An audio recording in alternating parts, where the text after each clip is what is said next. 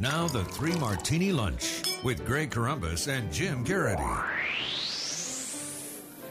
And welcome, everyone, to the Friday edition of the Three Martini Lunch, along with Jim Garrity of National Review, also author of The Weed Agency. I'm Greg Columbus of Radio America. Good, bad, and crazy martinis to round out the week for you. We start with the good, and this one certainly has a tinge of crazy to it. This courtesy of the Washington Times. At a fundraiser in Chicago, First Lady Michelle Obama says that there is too much money in politics. And then she immediately asked for the biggest, fattest check from each donor in the room. She says, yes, there's too much money in politics. There's special interests that have too much influence. They had all that money and all that influence back in 2008 and 2012, and we still won those elections. But we need to be engaged right from the beginning. I kid you not. I'm going to be honest with you. That's what we need to do right now. We need you to write the biggest, fattest check that you can possibly write. So, Jim, no disconnect there. Besides the fact that the hypocrisy from one sentence to the next, money in politics is destroying our democracy. That's why I need a lot of money from you right now. This is the good martini, Greg, because I really think we have to salute Michelle Obama. Finally, she has found something in America that she wants to see bigger and fatter. All of us have to get slimmer, but her, the DNC bank account is allowed to get bigger and fatter and all that kind of stuff. Interesting. Look, the fact that they're being so shameless about the fundraising at a traditionally kind of, slow part of the year indicates to me that certainly they're not overconfident going into this. You kind of wonder if they're seeing things in the private polling numbers that mirror what we see in the public polling numbers, indicating an ominous outlook for Democrats. If the political atmosphere is bad enough, you kind of wonder if really donations are going to make that much of a difference. It was also interesting, there was a San Francisco Chronicle story the other day saying that donor fatigue was starting to set in amongst Democrats. Turns out, this week was like his 17th or 18th trip to the Bay Area for a fundraiser. And he's only been president 5.5 years. So you run the numbers, that's about 4 a year, which means about once every 3 months. If you're a wealthy San Francisco liberal, you get hit up for money once every 3 months, and the president is in town personally to do it to you. So it's kind of a bizarre set of circumstances. I think if you're a Democrat, on the one hand, it's good to have money, sure, but they sure as heck are acting like they're desperately needing it, coupled with the fact this is the only thing the president really seems to be all that good at. Exactly. And it's also fun that she doesn't believe that special interest money played any role whatsoever in her husband winning in 2000. Her money's not special, All right. Well, while the president is off fundraising and doing some other things, there are some bad things happening in the world and at home, as it turns out. And I think most people are figuring that out. On the panel, a section of Special Report with Bret Baier last night on the Fox News channel, he was going over some of the numbers that the president is getting in the latest Fox News opinion poll. Let's just say they're not good. Most of his approval ratings, depending on the issue, are somewhere in the 30s. They were specifically talking about the president's handling of Ukraine. I think 75% of the people asked said that Vladimir Putin had the upper hand. 14% somehow thought Obama had the upper hand. Then Bret Baier threw it to Charles Krauthammer, who gave this rosy picture of where we stand on the world stage right now. I think there's a general perception the world is going to hell, and the president's out there playing golf. There's a disconnect here. That doesn't mean people want to go to war in Ukraine. So I'm not at all surprised people say, do you want to be involved? Of course not. Nobody wants to be involved, particularly if you have a president who doesn't go out there and make the case for it. Why would anybody decide to get involved? And, of course, when the president is inactive, as he is now on this issue, has done nothing of substance, they say, well, what do you want to do? Go to war? Send troops into Ukraine? Whereas, as Joan indicates, the other policies, between nothing and war, there is a huge territory. We're contractually obligated to point out that Jonah is Jonah Goldberg of National Review, and he and Krauthammer both made the point that there are other things you could do. You could give some weaponry to the Ukrainians. You could give them jamming signals for their planes, which would seem to be rather helpful to avoid being struck by missiles fired from the ground. So not exactly a rosy picture, but a pretty accurate one, Jim. Yeah, this is about as depressed as we've heard Charles Krauthammer sound. He's not roses and sunshine kind of guy to begin with. But I think that he's in the mood that I think a lot of folks on the right, and even in the center, you listen to the Ron Fourniers of the world.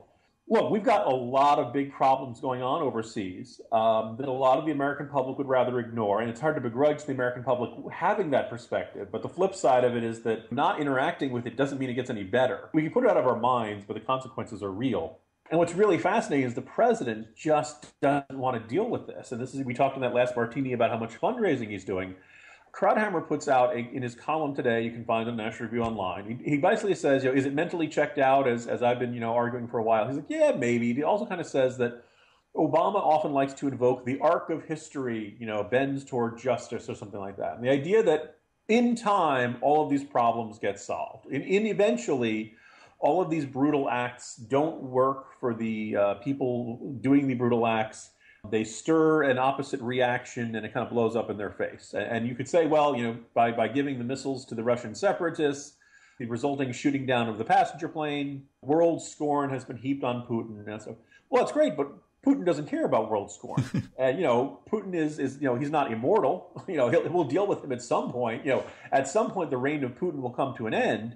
The question is how much damage gets done in the meantime, and how many people die, and how many people get oppressed and sucked back into the orbit of Russian control. And like in the meantime, between ultimate justice, really bad things can happen, and you don't get to check out of them because you're fairly confident that in the long run everything will be okay. If you let me invoke, it was either Keynes or Hayek who said in the long run we're all dead. Yes, technically all these problems get solved eventually, but this seems like a very strange disengagement. I think it is actually a little bit more because he just doesn't know what to do. He knows how to go after Mitt Romney, and he knows how to go after John McCain and Sarah Palin. But when it comes to a foreign opponent that can't be dealt with in a clean, quick, commando operation like the Bin Laden raid, I don't think he knows what to do, and I don't think he likes any of the options being put forth in front of him. So his attitude is, much like in Syria, stop talking about it and hope the issue goes away. And, oh, by the way, it's been the bloodiest month in Syria since the beginning of the Civil War. Whatever the issue on the foreign stage, and many at home, it's not good across the board. So let's go to one that potentially has a streak of good news in it. And our good Martini earlier in this week was the 3-judge panel from the D.C. Circuit Court of Appeals saying that, yes, in fact, the language is very clear in the Affordable Care Act that only subsidies obtained through state exchanges are legal. Those gotten through the federal exchange at healthcare.gov, not considered legal. Another appeals court the very same day said the opposite, and so ultimately this will go to the full D.C. Circuit, and many people believe the U.S. Supreme Court. But a little shot in the arm for those who believe the language is pretty darn clear is this guy, Jonathan Gruber, who on behalf of the administration was pitching the details of the Affordable Care Act in 2012. And here's what he had to say in slightly confusing fashion. In the law, it says if the states don't provide them, the federal backstop will. The federal government has been sort of slow in putting out its backstop, I think partly because they want to sort of squeeze the states to do it. I think what's important to remember politically about this is if you're a state and you don't set up an exchange, that means your citizens don't get their tax credits. But your citizens still pay the taxes that support this bill. So you're essentially saying to your citizens, you're going to pay all the taxes to help all the other states in the country. Well, Democrats aren't liking that comment coming out. So in a clarification statement, Gruber says, I honestly don't remember why I said that. I was speaking off the cuff. It was just a mistake. People make mistakes. Congress made a mistake drafting the law, and I made a mistake talking about it. And now here's the best part of all. There was never any intention to literally withhold money, to withhold tax credits from the states that didn't take that step. That's clear in the intent of the law. And if you talk to anybody who worked on the law, my subsequent statement was just a speako, like a typo.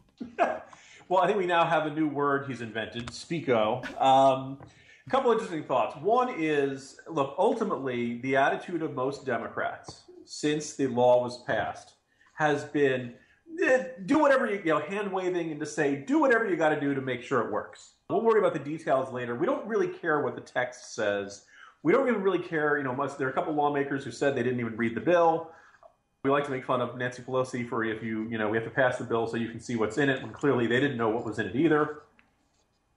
So now they're basically saying, look, we need to give tax, benefits to people who aren't in state exchanges, even though the way it was written is very clearly you only get the tax benefit if you're in a state that has the exchange, because they really, really wanted states to set up their own exchanges.